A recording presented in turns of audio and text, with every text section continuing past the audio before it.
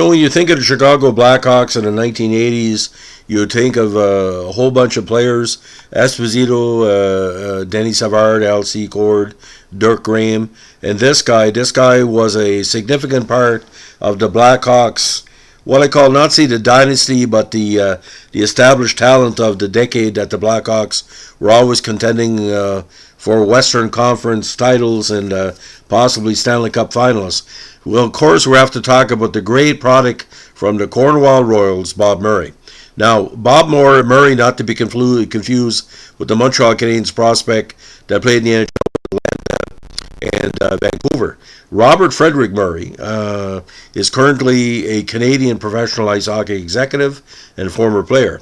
He most recently served as a GM of the Anaheim Ducks of the NHL, and he played in the Big Show from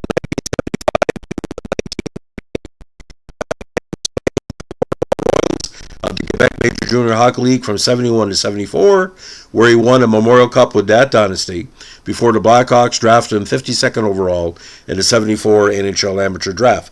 Now, not that the biggest drink of water, 5'10", 183, but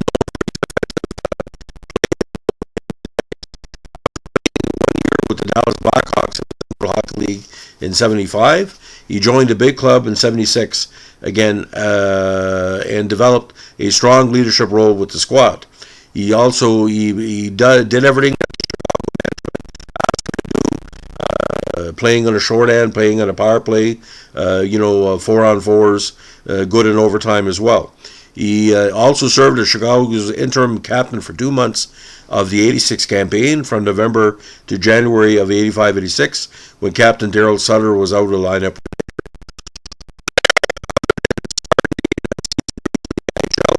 Murray spent 15 consecutive seasons with Chicago, finishing his career with a postseason loss to the Oilers on May 12, 1990, in Edmonton's Stanley Cup run that year.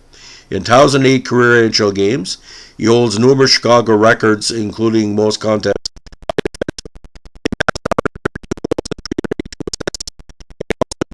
35th National Hockey League All-Star Game in February '83 as a member of the Campbell Conference. Now, after retirement, the Blackhawks hired Murray as the director of player personnel in '91, and he became the 6th GM of the Blackhawks on July 3rd, '97.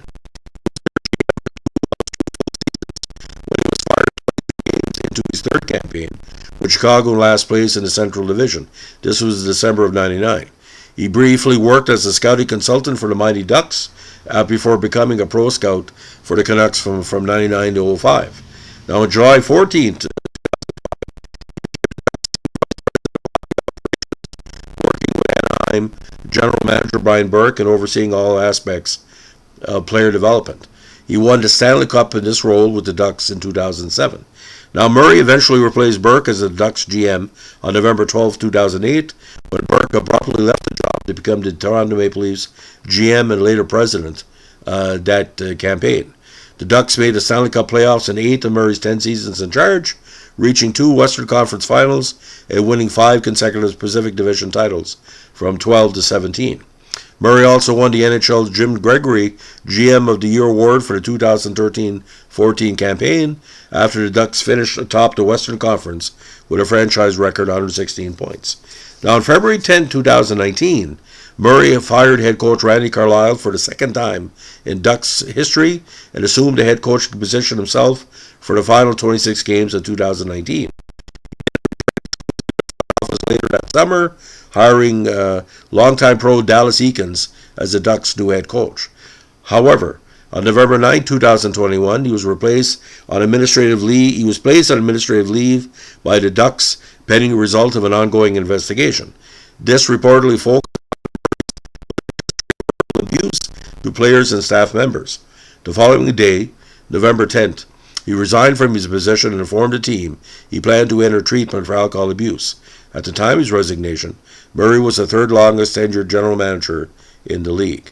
Now, known for playing some forward as well, one of his best campaigns was in 1979, where he had 51 points in 79 games, including 19 goals. But he was consistent every year in that 40 to 45 point range, between 5 and 11 goals. Rarely took a bad penalty. Now, he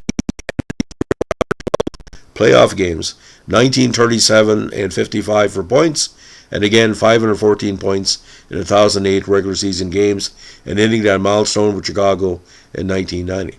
Now, for a lot of people, including our good friend of the channel, Patrick Moresco, who made a request on Bob, he's recognized again as one of the best defensive defensemen of all time. Now, would all this together get him in the Hockey Hall of Fame? Well, there was some question about this before the incidents of 2011 and 12, but you never know if Ken Holland and other executives can make it. Again, Bob Murray, from the time with the Colts to modern day, that's 50 plus years on the major league level, where he's had great success as a player and a developer.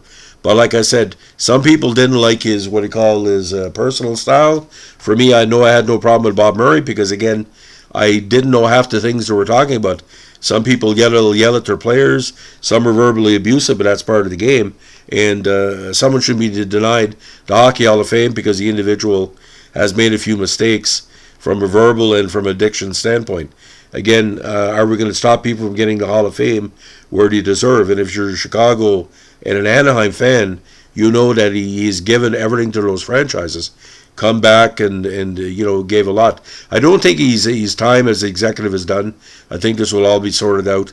Bob Murray has been a dedicated person for hockey for a number of years. I remember in a hockey night in Canada, the Saturday night games, especially against Vancouver, the big rivalry they had against Canucks, and I remember one game where Tiger Williams was trying to intimidate it, and Murray basically said, "Go sit down, don't bother me." So, anyway, this is the life and legacy of the big Bob Murray, not to be confused with the other Bob Murray. Bob was still a good player, but this is the main Bob Murray that everybody remembers. If you like what we're doing here, just like our friend Patrick, who gave this request, let us know with a like, comment, and subscribe. And don't forget, requests are always appreciated and always considered. Thanks for listening. Bye.